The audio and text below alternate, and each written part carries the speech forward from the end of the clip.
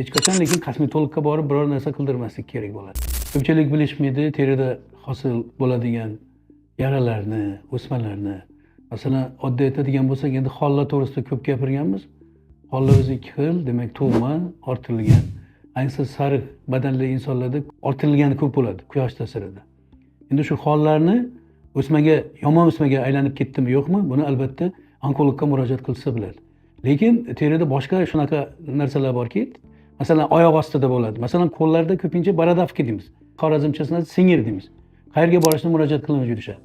Teri tanosil kasalliklarga murojaat qilishi mumkin, keyin onkologga murojaat qilishi mumkin. Hech qachon lekin kosmetologga borib biror narsa qildirmaslik kerak bo'ladi. Oyoq tagida mozollar bo'ladi.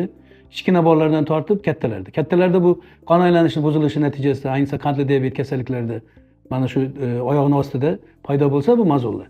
Yosh bolalarda noto'g'ri tuflilardan foydalanish, tagi dag'al bo'lib qolsa, ancha vaqt bundan foydalanib yursa, ayollarda, bolalarda bu paydo bo'lishi mumkin. Lekin buni davosi faqat uni ustini kuydirgan bilan bu kasallik ketmaydi.